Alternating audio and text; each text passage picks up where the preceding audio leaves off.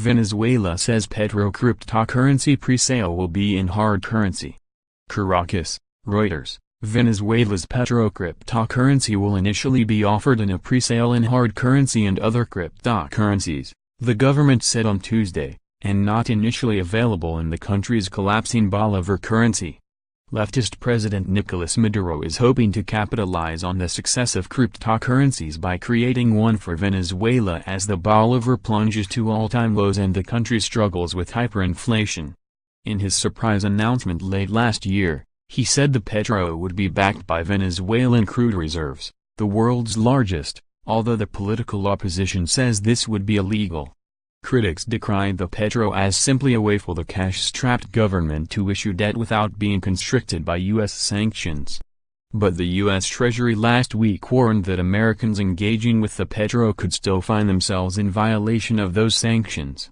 The pre-sale and initial offer will be made in hard currencies and in cryptocurrencies.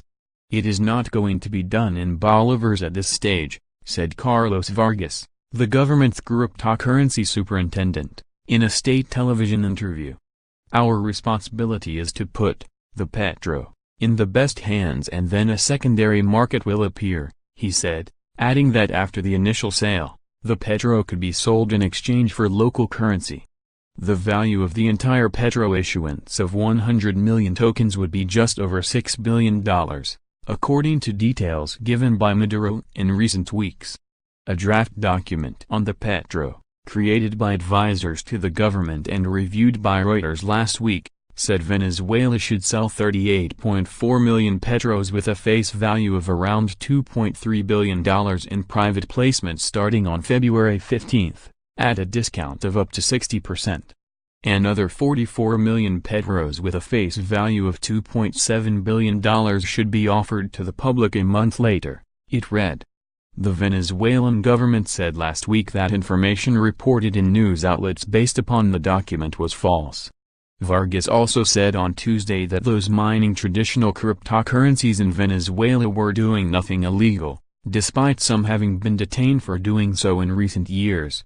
Mining uses algorithms to solve complex problems in order to validate cryptocurrency transactions, rewarding the miner with a small unit of the cryptocurrency.